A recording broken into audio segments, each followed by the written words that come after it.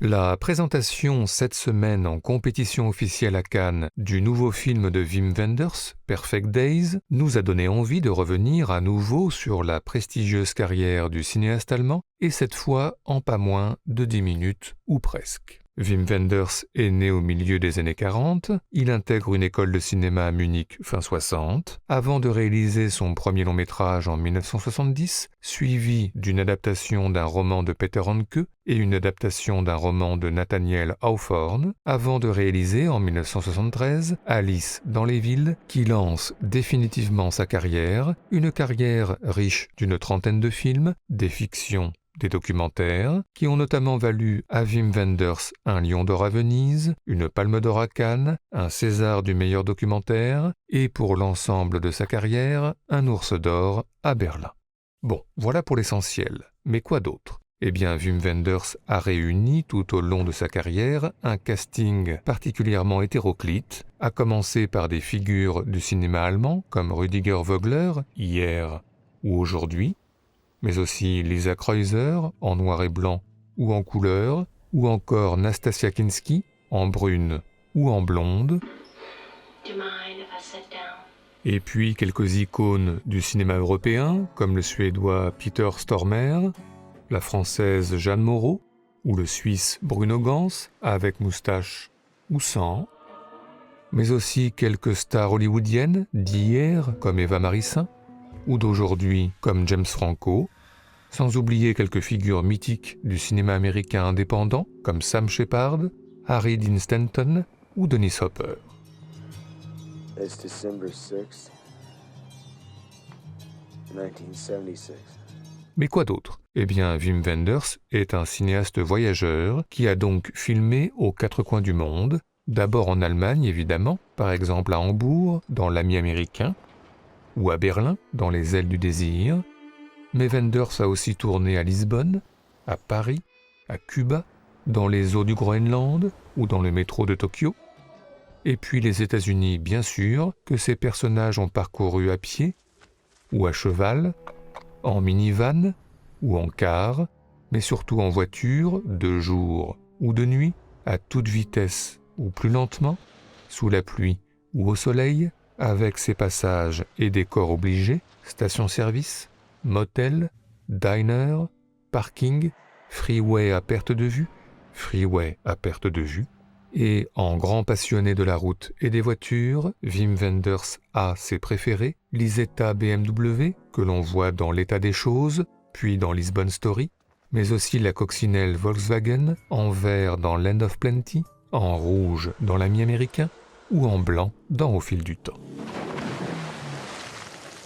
Mais encore, eh bien en plus de 50 ans de carrière, Wim Wenders s'est intéressé à tous les arts, à commencer par la photo. Déjà, il est lui-même photographe, en voici la preuve en quelques clichés, mais Wenders a également réalisé un documentaire sur le photographe brésilien Sebastião Salgado. Sinon, certains personnages de sa filmographie sont photographes, comme Campino dans Rendez-vous à Palerme, ou comme Rüdiger Vogler dans Alice dans les villes.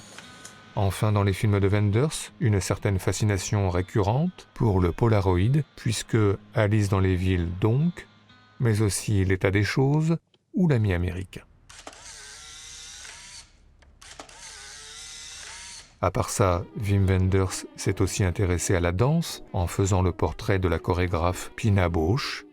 Il s'est également intéressé à la haute couture en faisant le portrait de Yohji Yamamoto dans Carnet de notes sur vêtements et villes, sans oublier la littérature avec le portrait d'un écrivain fictif dans Les beaux jours d'Aran Rouez, ou le portrait d'un écrivain bien réel d'Achiel Hamet, ici sous les traits de Frédéric Forest dans Hamet.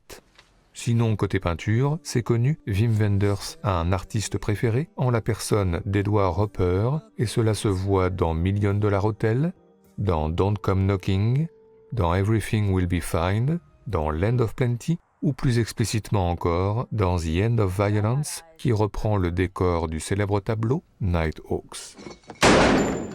Cut! Excellent cut! Mais quoi d'autre ? Eh bien le cinéma, justement, autre thématique chère à Wim Wenders. Il y a donc les films dans le film, les scènes de tournage, et pas seulement dans The End of Violence, puisque entre autres, L'état des choses, Million Dollar Hotel, Don't Come Knocking, ou Lisbon Story, plus modeste celui-là. Il y a également les frontons de salles de cinéma qui projettent des films ou qui n'en projettent plus.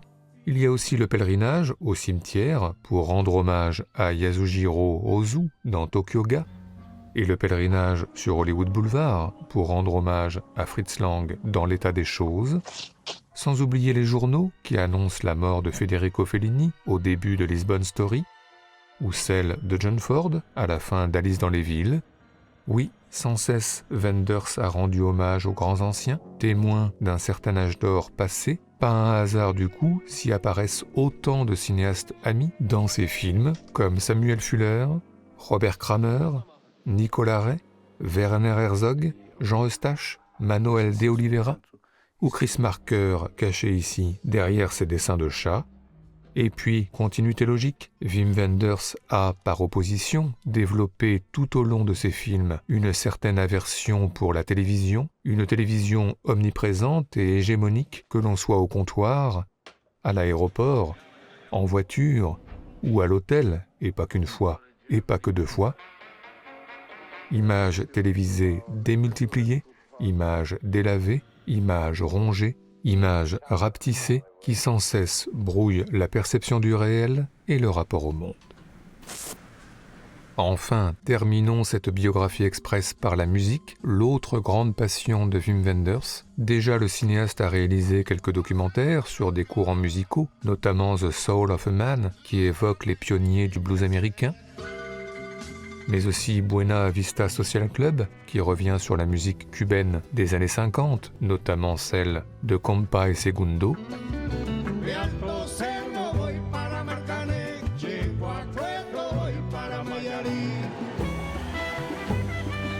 Sinon, on trouve dans la filmographie de Wenders quelques BO légendaires, celle envoûtée et céleste des Ailes du désir, signée Jürgen Knipper,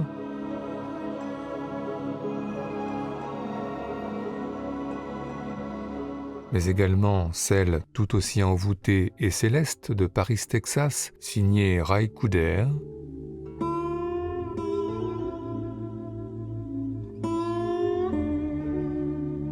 À part ça, sans cesse, dans les films de Wenders, on met des disques, les Trogs dans Faux Mouvement, les Kings dans L'Ami américain, les Kings d'ailleurs, auxquels Wim Wenders a dédié son tout premier film, Summer in the City.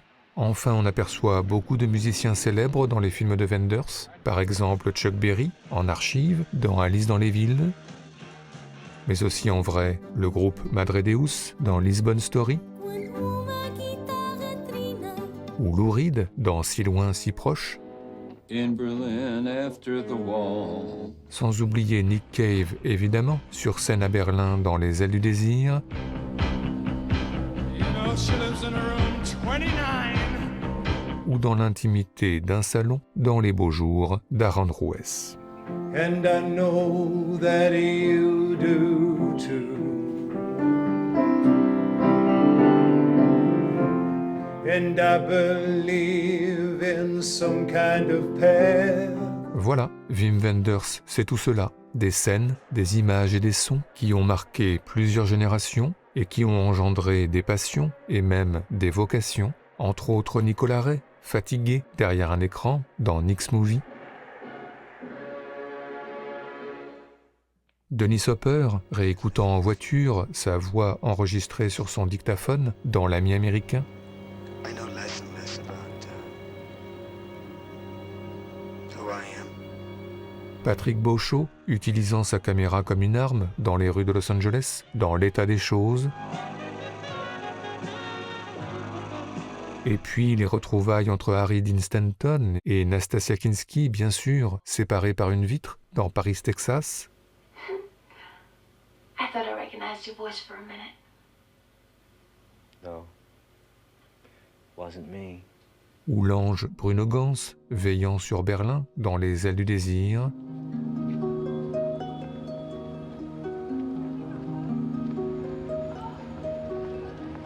Et enfin, et pourquoi pas terminer par cela, le spleen de Sam Shepard, notre héros du moment, repensant à Jessica Lange, photo à tomber par terre à l'appui dans Don't Come Knocking, des images qui marquent, des images qui restent, et ce, selon la formule consacrée, pour l'éternité.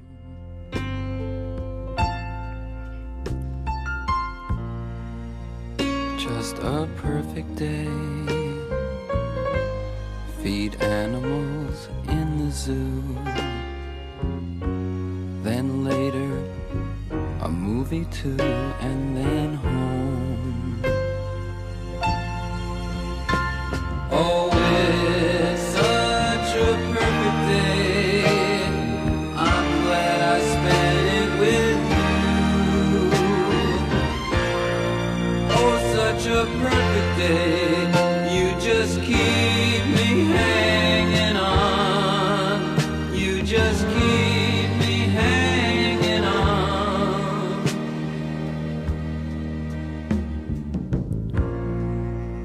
Just a perfect day. Problems all left alone. Weekenders on our own. It's such fun.